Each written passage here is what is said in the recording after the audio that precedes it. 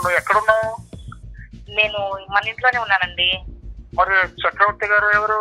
మీరు ఒక్కసారి మాట్లాడండి. ఏం జరుగుతుంది? నేను ఇంటికి వచ్చాక క్లారిటీగా మాట్లాడతాను.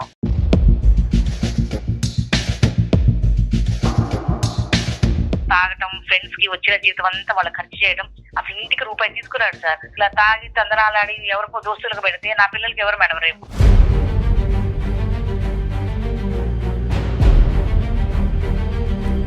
నాకు జీతం ఇవ్వట్లేదు, ఈయన తాగేసి తొందరలు ఆడుతున్నారని చెప్పి నాన్న రచ్చ చేసి నేను తేవడం శాలరీ ఆవిడకి ఇవ్వడం, నేను తేవడం శాలరీ ఆవిడకి ఇవ్వడం. నేను దొరికానంటే ఇంకేం లేదు. నన్ను ఇప్పుడు నన్ను ఏం చేస్తాడని భయంగా ఉంది సార్. ఇక్కడ ఇంత తెలివితేటలు ఉపయోగించారు కదా ఆయనకి సర్ప్రైజ్ చేయాలని. నేను చేసిన ఆలోచన మంచిదే కానీ నా టైం బాగలేదు సార్. అతనికి సర్ప్రైజ్ ఇద్దాం అనుకున్నారు, మీకే సర్ప్రైజ్ అయింది. అందుకే ఆడదానికి పెత్తన ఈ గుర్దు అంటారు. పెత్తన ఇస్తే అది ఇలా ఉంటుంది. 49 అంటే సంతోషం, 49 అంటే సంతానం. నమస్తే కళ్యాణ్ గారు. వైఫ్ అండ్ హస్బెండ్ మధ్య ఇష్యూ అండి. ఇది ఒక డిఫరెంట్ ఇష్యూ అనిపించింది కళ్యాణ్ గారు. ఏంటంటే అతను పూర్తిగా అతని ఆధీనంలో ఉన్నటువంటి ఆర్థిక లావాదేవీలన్నీ కూడా ఈ అమ్మాయి తీసేసుకుంది. అతను ఏదో చెడు పనులు చేస్తున్నాడు ఏదో ఇష్యూ వల్ల. అయితే ఈ అమ్మాయి చేతిలోకి వచ్చాక అనుకోని కారణాల వల్ల కొంత డబ్బు ఈ అమ్మాయి పోగొట్టుకుంది. సో ఆ ఇష్యూతో సతమతం అయిపోతుంది. సహజంగా జరిగే విషయమే. బట్ తను ఒక సొల్యూషన్ కోసం వెయిట్ చేస్తోంది. మరి కాల్ చేసేద్దామండి. తప్పకుండా. మేఘన.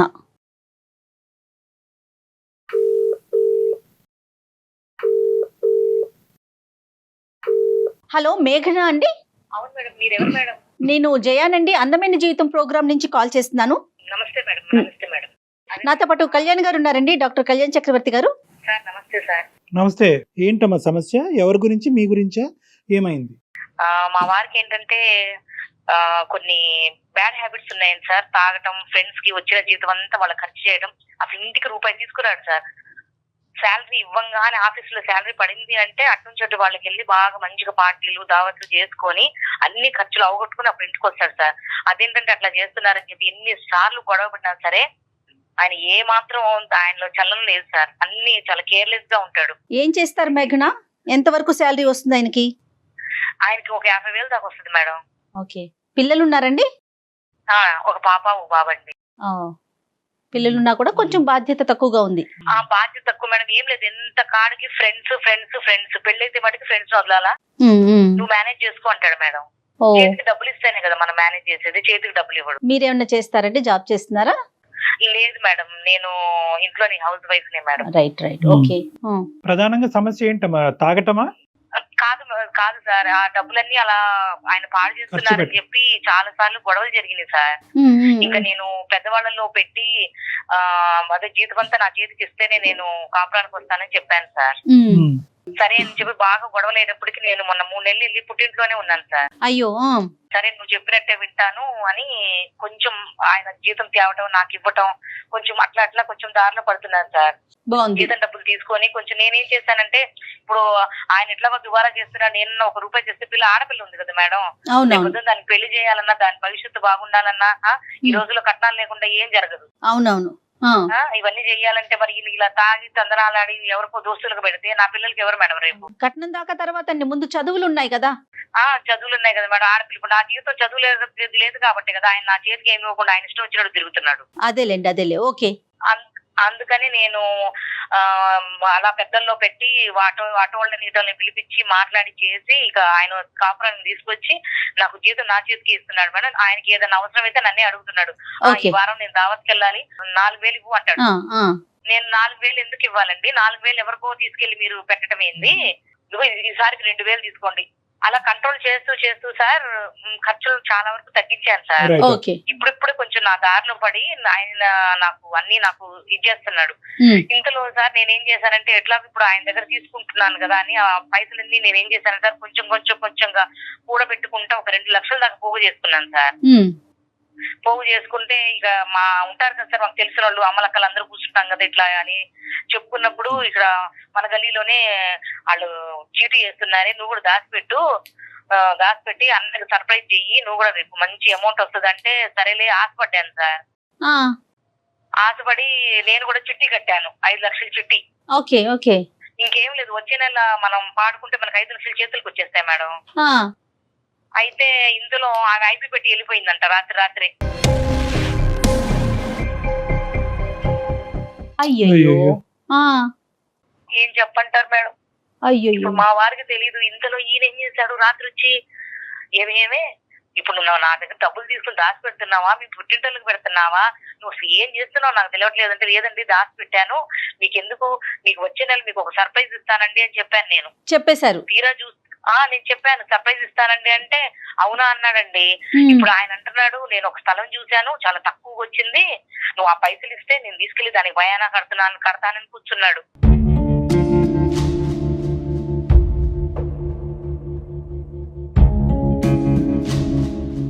ఇప్పుడు నేను ఏం చేయాలో నా కాళ్ళు చేతులు ఆడట్లేదు సార్. ఒక నిమిషం మేఘన, ఇప్పుడు మీరు తీసుకున్నటువంటి కంట్రోలింగ్ ఫ్యాక్టర్ వల్ల తాగుడు తగ్గిందమ్మా? ఖర్చు తగ్గింది, తాగుడు తగ్గింది సార్. రైట్, ఓకే, తగ్గింది. కొంచెం దావత్లు చేయటం అంటే మా గురించి కొంచెం మనిషి మారాడు. ఈ మారటం అనే దానికి సంబంధించిన క్రెడిట్ నీకు ఇస్తున్నాడా మేఘన? నీ వల్ల నేను మారాను, మనం ఇప్పుడు హ్యాపీగా ఉన్నాము, నువ్వు తీసుకున్న జాగ్రత్తలు, ఆ క్రెడిట్ అయితే వచ్చిందా మీకు? ఇస్తారు సార్, ఇస్తారు, బానే చూసుకుంటున్నాడు. ₹1 నేనేందంటే ఆయనకి ఏందంటే అనుమానం, నేనేందో తీసుకెళ్లి మా పుట్టింటోళ్ళకి పెడతానని. నేను ఎందుకు పెడతాను సార్, నాకు ఆడపిల్ల ఉన్నప్పుడు నేను మా అమ్మోళ్ళకి నేను ఎందుకు ఇస్తాను, నా పిల్లకి నేను చూసుకుంటాను. కాదు, ఈ సర్ప్రైజ్ ఇవన్నీ పక్కన పెడితే ముందు నుంచి ఇలా నేను చిట్టి పాడుతున్నాను, ఫైనల్ గా మనకి ఎంత అమౌంట్ వస్తుందని ముందు నుంచే చెప్పలేదు సార్. నేను చేసిన తప్పు ఏంటంటే ఆయనకి ఒక్కసారిగా 5 లక్షలు తీసుకెళ్లి ఆయన చేతిలో పెడదాం అనుకున్నాను సార్. ఓకే, నా కర్మ సార్, నా కర్మ, ఏం చేద్దాము. అంటే మీరేమనుకున్నారంటే కనుక మీరు మారటానికి ఇది గిఫ్ట్ అన్నట్టుగా అనుకున్నారు. అంతే సార్. కానీ మేఘన చదువుకున్నారు కదా మీరు, ప్రైవేట్ వాళ్ళ వ్యక్తుల దగ్గర చిట్టీలు వేయకూడదని ఎంత ఎంత ఎలాంటి ప్రచారం జరుగుతా ఉంది మేఘన? బాగా తెలియదు, లేచిన దగ్గర నుంచి తెల్లారి ముఖం చూసుకుంటాం మేము, వదినా అనుకుంటా. మేఘన, ఇప్పుడు సమస్య ఏంటమ్మా అంటే నీ నోటి ద్వారా ఇది చెప్పలేవా? నేను నాకు మీరు చేసేది ఇదేంది సార్, నాకు నిన్న పిచ్చి పిచ్చి ఆలోచనలు వచ్చింది సార్, చచ్చిపోదాం. అయ్యో లేదు సార్, ఎందుకంటే ఇప్పుడు ఆయన అంతమంది ముందు ఆయన్ని గొడవ పెట్టి 10 మందిలో నేను ఇట్లా చేస్తున్నానని చెప్పి ఆయన దగ్గర పెత్తనం అంతా నేను తీసుకొని నేనేదో ఉద్ధరిద్దామని నేను చేసిన ఆలోచన మంచిదే కానీ నా టైం బాగలేదు సార్.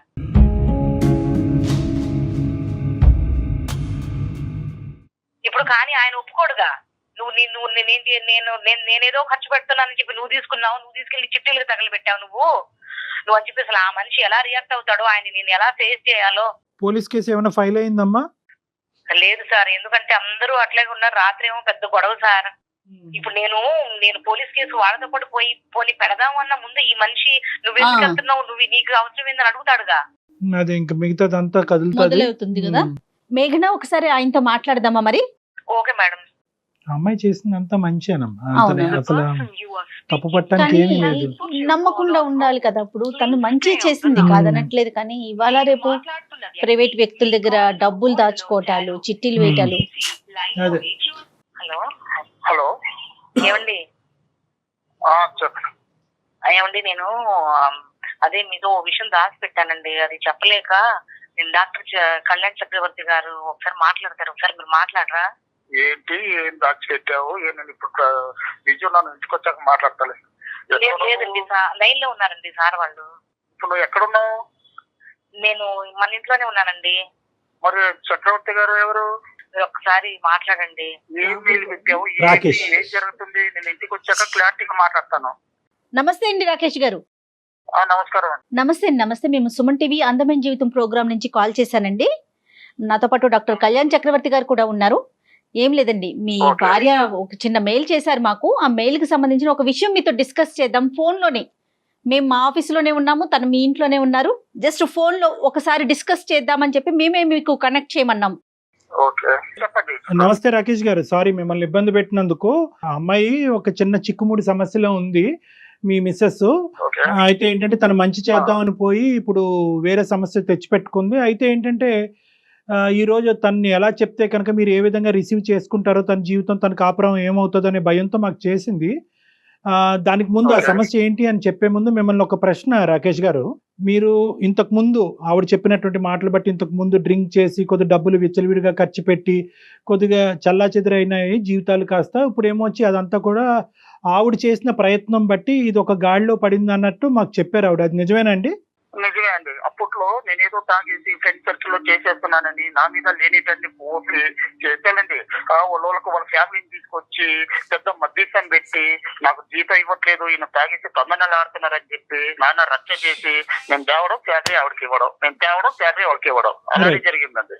ఆడవాళ్ళ గురించి తెలియదు ఏముందండి, ఇంట్లో ఒకలా ఉంటారు, బయటకు వచ్చినాక ఒకలా ఉంటారు. ఇంకా సర్దుకోపోవాలి కదా అనే గుణంతోనే నేను తెచ్చి అడిగి ఇచ్చానండి. అది ఏమైంది, ఇప్పుడు కుటుంబం అంతా కూడా హ్యాపీగా ఉన్నారు, ఎంతో కొద్ది గొప్ప సేవింగ్ చేసుకుంటున్నారు అనే మాటలో వాస్తవం ఉంది. అలా ఉండటానికి మీరు ఆ అమ్మాయి క్రెడిట్ ఇస్తున్నారు కదా, అది గొప్పగానే చూస్తున్నారు కదా మీరు. ఇస్తాను, ఆ విషయంలో ఇస్తాను. ఎందుకంటే మొత్తం నేను ఇచ్చిన శాలరీ మొత్తం ఆవిడకి ఇస్తున్నాను, ఆవిడే ఏ టు జెడ్ ఆవిడే చూస్తుంది. సరే, వెరీ గుడ్. ఇంకో ఇప్పుడు ఏంటంటే ఆవిడ ఉద్దేశం అయితే కరెక్ట్ అని మీరు నమ్ముతున్నారు. ఆవిడ కఠినంగా వ్యవహరించినా కూడా ఈ రోజు ఆవిడ ఉద్దేశం అయితే కరెక్టే అని మీరు నమ్ముతున్నారు. కరెక్ట్ అండి. అయితే కొన్ని సందర్భాల్లో ఏమవుతుందంటేనండి, ఇక్కడ ఒకటే కాదు, కొన్ని సందర్భాల్లో ఏమవుతుందంటే ఇలా మంచి చేయటానికి పోయి కొంతమంది కొన్ని కష్టాలు కొని తెచ్చుకుంటారు. అది ఉద్దేశపూర్వకంగా కాదు, అదృష్టం బాలేక టైం బాలేక జరిగేటటువంటి అంశాలు. ఈ రోజు మీ వైఫ్ కూడా అదే పొజిషన్లో ఉంది. ఏంటంటే కనుక ఆవిడ మీ దగ్గర నుంచి సేవ్ చేసినటువంటి రూపాయి అమౌంట్ కాస్త చీటీ కట్టారు. అదే ఓకే. ఈ మధ్యలో మీరు కూడా అడుగుతున్నారంట, ఏమైనాయి ఆ డబ్బులు, ఏమైనాయి, ఎక్కడ పెట్టినావు, మీ అత్తింటి మీ పుట్టింటి పంపిస్తున్నావా ఏంటి అని రకరకాలు అడుగుతున్నారంట. ఆవిడ పాపం చాలాసార్లు అడిగితే నేను సేవింగ్ చేస్తున్నానండి, సేవింగ్ చేస్తున్నాను, మీకు ఎందుకు, మీరు అడిగినప్పుడు ఒకేసారి మంచిగా ఇస్తానని చెప్పారు. అది కరెక్ట్, అది వాస్తవం. అది మీరు నమ్మారా? అది అది అది అది ఆవిడ అబద్ధాలు ఆడే. ఎందుకంటే ప్రతిరోజు వచ్చిన శాలరీలో తీస్తున్నానండి, అక్కడ పెట్టున్నాను, బ్యాంక్ వేస్తున్నాను, మీకు ఆ ప్రాబ్లం లేదంటుంది, చూస్తుంది, ఇంట్లో కావాల్సిన ఏ టు జెడ్ ఆవిడ చూస్తుంది. అయితే ఇప్పుడు ఏంటంటే, ఇప్పుడున్న పరిస్థితి ఏంటంటే కొద్దిగా మీరు జాగ్రత్తగా ఆలోచించవలసినటువంటి అంశం, కొద్ది కూల్గా వినాలి. ఆవిడ కూడబెట్టినటువంటి ఆ డబ్బు కాస్త ఈ రోజు ఆవిడ చేతుల్లో లేదు. ఇంక రేపనగా అంటే నెక్స్ట్ మంత్ లో పాడదామనేటటువంటి పరిస్థితికి వచ్చేటప్పటికి చాలా సందర్భాల్లో చాలా చోట్ల మనం చూసేటటువంటి మోసాల్లాగే ఈ చీటీ కంపెనీ కాస్త ఎత్తేసారంట, ఐపీ పెట్టి ఎత్తేసారంట. ఇప్పుడు ఆ కంపెనీ కాస్త లేదు. సో ఆవిడ పెట్టినటువంటి డబ్బులన్నీ ప్రస్తుతానికి పోయినట్టే. ఏదైనా పోలీస్ కేసు ఏదైనా వేసి మళ్ళీ ఏమైనా అది వేరే విషయం. కానీ యాజ్ ఆఫ్ నౌ పాపం ఆవిడ మీకు చెప్పుకోలేకపోతుంది, కానీ ఆవిడ విపరీతమైనటువంటి బాధ, దుఃఖంలో ఆవిడ ఉంది. ఆవిడ ఏంటంటే ఆఖరికి ఈ విషయం నా భర్తకు చెప్పుకోలేనటువంటి పరిస్థితుల్లో నేను చచ్చిపోవటానికి కూడా రెడీ అనేటటువంటి ఆలోచన చేసేటప్పటికి మేము అలా కాదమ్మా, మేము ఉన్నాం నీతో పాటు, నువ్వు నీ బాధ ఏంటో మాకు చెప్పు, మేము కమ్యూనికేట్ చేయవలసినటువంటి విధంగా మేము రాకేష్ గారికి కమ్యూనికేట్ చేస్తామని చెప్పాము. ఇప్పుడున్న పొజిషన్ అది సార్. చూడండి చక్రవర్తి గారు, నేను ఒక విషయం చెప్తాను. ఇప్పుడు నేను ఏదో చేసేస్తున్నాను, నేను బయట ఖర్చు చేసేస్తున్నాను అని చెప్పి మధ్యస్థం పెట్టి మొత్తం నానా హంగామా చేసి తెచ్చి ఇంట్లో సేవింగ్ పెట్టారు. ఇప్పుడు సడన్ గా ఐటీ పెట్టేశారంటే ఎంత అమౌంట్ అండి? ఎలా జరుగుతుంది ఇది? ఎందుకు భర్తకు ఒక భార్య చెప్పుకోలేనంత కష్టం వచ్చేసిందా ఇక్కడ?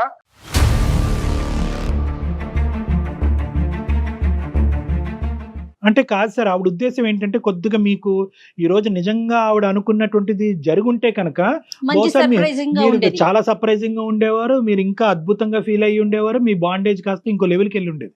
నేను నా భర్తని నా కుటుంబాన్ని మార్చుకోవటమే కాదు, దానికి అడిషనల్ గా ఈ గిఫ్ట్ కూడా ఇచ్చి మనీ యొక్క వాల్యూ తెలియపరచడానికి ఆవిడ చేసినటువంటి ఒక ప్రయత్నం కాస్త బెడిసికొట్టింది. అది కూడా ఆవిడ చేసినటువంటి తప్పు కాదు. ఆవిడ నమ్మినటువంటి మనుషులు, ఆవిడ వెళ్ళినటువంటి ప్రదేశం కరెక్ట్ కాకపోవటం వల్ల ఈ దురదృష్టకరమైన పరిస్థితి. ఆవిడ ఉద్దేశంలో ఎటువంటి డౌట్ లేదండి. మీ అలవాట్లు మారిని, ఇంటి పరిస్థితులు మారిని, దాంతోపాటు ఫైనాన్షియల్గా ఒక గిఫ్ట్ వచ్చింది అని చెప్పే ప్రయత్నం ఆవిడ చేశారు. రాకేష్ గారు ఫోన్ ఇస్తారండి, ఉన్నారు అక్కడ? ఆవిడ లైన్ లోనే ఉన్నారండి. ఏం జరుగుతుందిరా, ఏం జరుగుతుంది అసలు, ఏమవుతుంది, ఏంటి ఇవన్నీ? అయితే పెట్టడం ఏంటి, డబ్బులు ఎత్తుకెళ్ళడం ఏంటి? నువ్వు ఎందుకు చెప్పలేదా నాకు ఇన్ని రోజులు? నువ్వు ఒక్క మాట చెప్పావా?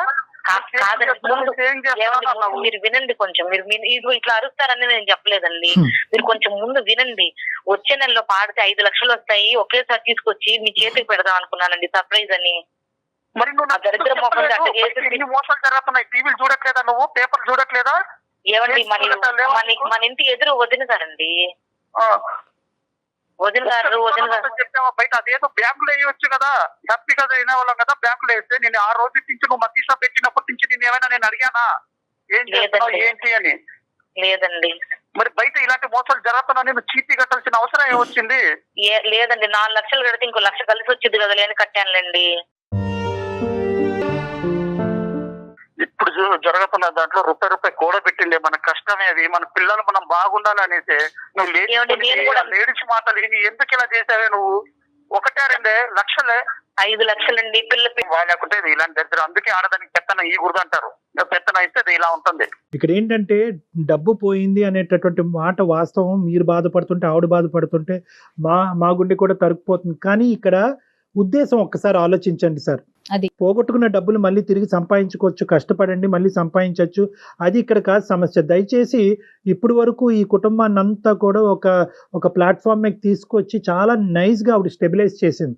దాన్ని ఇంకో మెట్టు ఎక్కించి మిమ్మల్ని సంతోషపెట్టి మిమ్మల్ని సర్ప్రైజ్ చేద్దామని అనుకున్నది ఆవిడ ఉద్దేశాన్ని తప్పుపట్టండి. పోయింది డబ్బు కాదనట్లేదు, వెళ్ళిన చోటు చేసినటువంటి ప్రాసెస్ తప్పు. ఆవిడ తెలివి తక్కువగా చేసింది. చాలా మంది మన సమాజంలో తెలివి తక్కువగా చేసి రోజు వారి టీవీల్లోని పేపర్లో మీరు అన్నట్టు చాలా చూస్తున్నాం. కానీ ఏంటంటే ఆశకు పోయి ఒక 10 రూపాయలు ఎక్కువ వస్తాయనేటటువంటి ఉద్దేశంతో ఎక్స్ట్రా రిస్క్ తీసుకుని చాలా మంది పోగొట్టుకుంటున్నారు. ఈవిడ కూడా అందులోనే కాలు పెట్టింది. కానీ ఉద్దేశం గురించి నేను చెప్తున్నా, ఉద్దేశం మంచిదా కాదా? మంచిదే అండి, ఉద్దేశం మంచిదే కాదనట్లేదు. ఎందుకంటే నేను ప్రతిసారి శాలరీ ఇచ్చినప్పుడల్లా ప్రతిసారి అడగతాను, ఏం చేస్తున్నావు అంటే నేను సేవింగ్ చేస్తానని నేను ఎత్తి పెడుతున్నానండి, అన్ని నేను చూసుకుంటానంటే ఇంకా వద్దు అంటే ఇంకా సరే. నేను ఆ ఒక్క ఉద్దేశం మీదే నేను బయట ఫ్రెండ్స్ వెళ్ళట్లేదు, పార్టీలు వెళ్ళట్లేదు, వీకెండ్ మానేసుకున్నాను. సరే ఏదో హ్యాపీగా ఉందా అనుకున్నాను. భర్త బయటకు వెళ్ళినప్పుడైనా సరే, భర్త ఆఫీస్కి వెళ్ళినప్పుడు సరే, ₹1 ఎంత సేవింగ్ లో ఉందో చెప్పాల్సిన అవసరం భార్యకు ఉందా లేదా అది చెప్పండి మీరు క్లారిటీగా. ఒకటి సార్, ఇక్కడ ఏంటంటే మీరు ఎలా ఖర్చు పెడుతున్నారు అనే లెక్క ఆవిడకి తెలియాలి అనేటటువంటి రూల్ ఉన్నప్పుడు ఆవిడ ఎలా ఖర్చు పెడుతుంది అనేటటువంటి లెక్క కూడా మీకు కూడా తెలియాలి. ఇక్కడ అది అందులో that is very clear sir, అందులో ఎటువంటి డౌట్ లేదు. కానీ ఇక్కడ ఏంటంటే ఆవిడ ఉద్దేశం ఏంటంటే ఇది ఒక్కొక్క రూపాయి కూడబెట్టి ఒకేసారి సర్ప్రైజ్ ఇద్దాం అనేటటువంటి ఆలోచనతో ఆవిడ చేసినటువంటి స్టెప్పే. కానీ మీ దగ్గర ఉద్దేశపూర్వకంగా ఆవిడ ఖర్చులకు ఆవిడ సంతోషాలకు ఆవిడేమి పర్సనల్గా ఏం వాడుకోలేదు ఇక్కడ. అది మీకు తెలుసు, మాకు తెలుసు. మీ భార్యగా ఏంటంటే అది మీకు అర్థమవుతుంది. ఆవిడ మాట్లాడినటువంటి పద్ధతులు విధానాలు బట్టి మాకు కూడా కొంతవరకు అర్థమవుతుంది. ఎటొచ్చి ఏంటంటే ఇది జరిగింది కాబట్టి ఈ జరగటం వల్ల మీ మనసు విరిగిపోయి ఇంతకు ముందు వచ్చినటువంటి డిఫరెన్సెస్ మళ్ళీ పెరిగిపోకూడదు, మళ్ళీ పునరావృతం అవ్వకూడదు, మనస్పర్ధలు పెరగకూడదు. ఎందుకంటే ఈ ఫ్యామిలీ అంతా కూడా ఒక మంచి నైస్ ఒక పొజిషన్కి వచ్చింది. సో ఇక్కడ మీరు మనీ పోయింది అని చూస్తే కనుక ఆవిడ మీద నెగిటివ్ వైబ్రేషన్ వస్తుంది. కాదు, ఆవిడ ఉద్దేశం కరెక్ట్, పోయిన డబ్బులు ఎలాగో పోయినాయి, నా భార్య పెర్ఫెక్ట్, నా కుటుంబం గురించి ఆవిడ ఏమన్నా చేయడానికి రెడీ అని అనుకుంటే కనుక మీ ఇద్దరు బాండింగ్ ఇంకా పెరుగుతుంది. కానీ పాప ఆవిడ ఉద్దేశం కరెక్ట్, అది కళ్యాణ్ గారు అంటున్నట్లుగా. మేఘనా, ఇక్కడ 2 థింగ్స్ అమ్మా. ఒకటి ఏంటంటే చాలా రిస్క్ ఇష్యూ ఒకటి చేసావు, రెండోది ఏంటంటే అతని దగ్గర దాచిపెట్టాం. రెండు డేంజర్. నేను దాచిపెట్టడం అంటే సార్, మా వారికి నేను అంత ఒక్కసారిగా 5 లక్షలు తీసుకుని ఇదిగోండి రూపాయి పోగు చేసి నీకు సర్ప్రైజ్ చేద్దామని దాచిపెట్టాను. కానీ మా వారు చెప్పకూడదు అనేది నా ఉద్దేశం కాదు. ఇక్కడ ఇంత తెలివితేటలు ఉపయోగించారు కదా ఆయనకి సర్ప్రైజ్ చేయాలని. మరి ప్రైవేట్ గా ఒక వ్యక్తుల్ని నమ్మి ఎలా చిట్టి వేశారండి? ఎన్ని పథకాలు లేవు, ఎన్ని గవర్నమెంట్ బ్యాంక్స్ లేవు. 5 లక్షలు వస్తాయన్నారు మేడం. 5 లక్షలు వస్తాయని ఆశపడ్డాను. మంచిది కదా కాదమ్మా. ఇక్కడ మేడం. ఒకటి మేఘనా, ఏంటంటే ఇప్పుడు మీరే ఇందాక అన్నారు, అమ్మలక్కలో ఎవరో అన్నారు కదా, ఏదైనా కూడా మీ ఇంటి పరిస్థితులు బట్టి మీరు ఏదైనా ఒక నిర్ణయం తీసుకోవటం అనేటటువంటి చాలా ఇంపార్టెంట్ అమ్మా. మీ భర్త, అతని సంపాదన, ఇంటి వ్యవహారాలు, పద్ధతులు, మీ ఇద్దరి మధ్యన ఉండే అండర్స్టాండింగ్ బట్టి ఎవరికి వాళ్ళు నిర్ణయాలు తీసుకోవాలి. వాళ్ళు ఏదో చెప్పారు, వదిన గారు ఏదో చెప్పారు, పక్కింటి ఆంటీ ఏదో చెప్పింది అంటే కనుక ఇప్పుడు మీకు వచ్చిన కష్టం ఆవిడకి వచ్చింది కాదనట్లేదు. కానీ వాళ్ళ భర్త ఆవిడని అర్థం చేసుకునే విధానం, మీ భర్త మీ మధ్యన ఉండేటటువంటి బంధం చాలా వ్యత్యాసం ఉంటుంది. సో కాబట్టి ఏంటంటే మీ పరిస్థితులు బట్టి, మీ ఇంటి వ్యవహారాలు బట్టి మీరు నిర్ణయాలు తీసుకోవాలి. కేవలం చెప్పుడు మాటలకు పోయి ఏదో క్లిక్ అవుతే ప్రతిదీ లాటరీ టికెట్ కింద తగులుతుంది అనే ఉద్దేశంతో అన్నెసరీ రిస్క్ తీసుకుని జీవితాన్ని వ్యర్థపరచుకోవద్దు. సో మీకు ఈ రోజు చాలా పెద్ద పాఠం నేర్చుకున్నారు. ఎటొచ్చి ఏంటంటే ఇక్కడ మీకున్న అదృష్టం ఏంటంటే మా ద్వారా ఈరోజు నేను అనుకోవటం, రాకేష్ గారు ఒక మాట, మీకు ఇష్యూ అర్థమైనట్టే మేము భావిస్తున్నాం.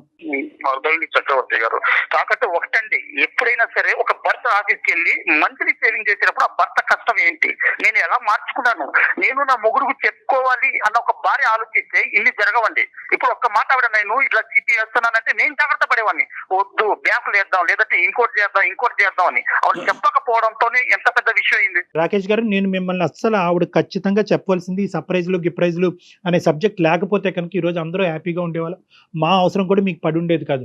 కానీ ఇక్కడ ఏమైందంటే ఆవిడ కొంతకాలం ఒక అభద్రత అనేటటువంటి ప్రయాణం చేసింది మీతో పాటు. మీరు విచ్చలవిడిగా ఖర్చు పెట్టడం, ఫ్రెండ్స్, వీకెండ్స్, పార్టీస్, తాగటం, ఇలాంటి వ్యవహారాలన్నీ చూసేటప్పటికి ఇప్పుడిప్పుడే ఆవిడకి ఒక నమ్మకం కలుగుతుంది. ఓకే, నా భర్త ఇప్పుడు గాడిలో పడుతున్నాడని. ఎప్పుడైతే కనుక ఇప్పుడు వరకు సేవ్ చేసినటువంటి ఈ పెద్ద అమౌంట్ తిరిగి మీ చేతుల్లో పెడితే కనుక మళ్ళీ ఆ పాత రోజులు వస్తాయేమో అనేటటువంటి ఒక భయంతో, అభద్రతతో తీసుకున్నటువంటి ఎక్స్ట్రా కాషన్ అది కాస్త బెడిసి కొట్టింది. కానీ ఇంకో ఉద్దేశం అయితే కాదండి. మీ దగ్గర దాచిపెట్టి ఆవిడ వెళ్ళి ఇంకో విధంగా ఖర్చు పెట్టింది అనుకోండి, మీ దగ్గర దాచిపెట్టి మీరు అనుకున్నట్టుగా వెళ్ళి వాళ్ళ పుట్టింట్లో ఎక్కడో పంచడం జరిగింది అనుకోండి, అప్పుడు మీరు నిలదీయండి, అడగండి. అది పాయింట్గా. కానీ ఇక్కడ ఏంటంటే ఆ క్లారిటీ ఆవిడకి ఇంతకు ముందు ఏదైతే ఆవిడ చూసిందో అది ఇప్పుడిప్పుడే ఆవిడకి ఒక బలం వస్తుంది అనమాట. ఓకే, మారాడు. ఎప్పుడైనా డబ్బు చూస్తే మళ్ళీ మా మనిషి మొదటికి వస్తాడనే భయంతో ఆవిడ కొద్దిగా అతి జాగ్రత్తగా వ్యవహరించింది. మీకు చెప్పకుండా ఆవిడ నడిపింది. అది కాస్త మీకు ఇంకా అవమానంగానే అనుమానాస్పదంగా మారింది. చూసావా నీ తొందరపాటు వల్ల ఎంత ఇదైందో చూసావా? నేను ఫస్ట్ చెప్తానే ఉన్నాను, నన్ను నువ్వు మార్చడం కోసం ఎన్ని అవసరాలు పడ్డావో నేను అది కూడా చెప్తున్నాను. నీ కోసమే నీ వీకెండ్ వదిలేశాను, పార్టీస్ వదిలేశాను, ఫ్రెండ్స్ వదిలేశాను, పబ్బులు వదిలేశాను. ఎందుకు? ఏమంటే మా పిల్లలు ఏమైపోతారో అన్నావు. నేను సరే పోనీ ఆడదాన్ని మాట వినాలా? మా అమ్మ తిట్టింది, మా నాన్న తిట్టారు, మా మేనత్తీలందరూ అన్నారు. వాళ్ళ మాటలు ఏమైనా పట్టించుకున్నానా?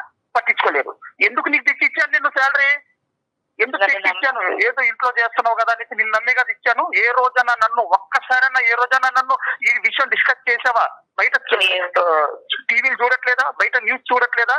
మోసాలు, దగాలు, చీటీలు, అవి ఇవి అనేసి ఒక్క విషయం నాతో చెప్పుంటే సేవ్ అయిపోయేది కదా. ఈ రోజు ఇంత పరిస్థితి వచ్చేదా మనకు?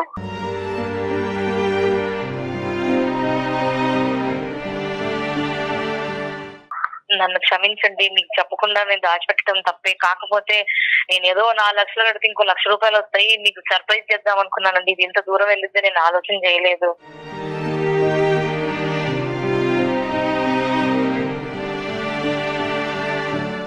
ఆవిడకి పూర్తిగా అర్థమైంది. మీరు కూడా ఆవిడని అర్థం చేసుకున్నారు. కాబట్టి ఇక ముందు నుంచి ఈ సబ్జెక్ట్ గురించి ఎక్కువ డిస్కస్ చేయకుండా అక్కడ దగ్గరలో పోలీస్ స్టేషన్కి వెళ్ళి మీరు కూడా ఒక కంప్లైంట్ పెట్టి ఏదన్నా ఒక చిన్న అవకాశం ఉంటే కనుక ఆ భగవంతుడి దయ వల్ల ఆ ప్రయత్నం అయితే చేయండి. లేదంటే మీ కష్టాన్ని మళ్ళీ మీరు నమ్ముకుని ఒక నమ్మకంతో ముందుకు ప్రయాణం సాగించండి. తప్పకుండా సార్. ఏమండి సరే పోనీ ఇంకా ఏడవకు. ఎందుకు ఏడుస్తున్నావు? అయ్యేదా అయిపోయింది. ఇంకోసారి తెచ్చుకున్నావు. నువ్వు కష్టపడు. నీకు మన డబ్బులు తీసుకుపోయినా ఆమె వద్దు. ఆవిడ ఉసురు తగలుతుంది, ఈవిడ పోతుంది, ఈవిడ చేస్తారు. వద్దు. మన పిఎస్కి వెళ్ళి కంటే నీలాంటి వాళ్ళు 100 మంది ఉన్నారు. ఇవాళ న్యూస్ కూడా వచ్చింది, డైలీ ఆటో న్యూస్ వచ్చింది, చీటీల పేరుతో మోసం అని.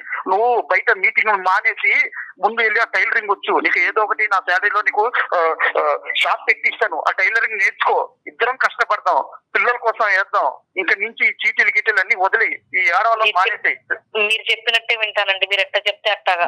సూపర్. నేను ఇదే చెప్తున్నాను. ఇంకోసారి కానీ ఇలాంటివన్నీ నువ్వు వదిలి, నువ్వు బయట మీటింగ్లు ఆ అక్క చెప్పింది, ఈ ఆంటీ చెప్పింది, వీళ్ళతో వదిలి. నీకు టైలరింగ్ వచ్చు, నీకు నేను టైలరింగ్ పెట్టిస్తాను, లక్షణంగా టైలరింగ్ కుట్టు. ఇద్దరం కష్టపడదాం. రూపాయి ఇంకా నుంచి బ్యాంకులో వేసుకుందాం. నేను అంత దుర్మార్గుడు కాదే. నాకు ఒక్కసారి నా ఫోన్ చేసి ఇలా జరిగిందండి అనేసి అన్నావా? భయపడింది. ఖచ్చితంగా మీరు కంప్లైంట్ చేసే ప్రయత్నం చేయండి. ఓకేనమ్మా. Madam, thank you so much sir. మీకు ఎప్పటికీ రుణపడి ఉంటాను. అయ్యో పర్వాలేదండి. నమస్తే సార్. కళ్యాణ్ గారు, ఇలాంటివి ఎక్కువ వింటూ ఉంటామండి. ప్రైజ్లు ఒకటి, సర్ప్రైజ్లు ఒకటి. చాలా మంది ప్లాన్ చేస్తూ ఉంటారు. ఎప్పుడైతే సర్ప్రైజ్ అంటారో ఖచ్చితంగా అది బెడిసికొట్టుతుంది.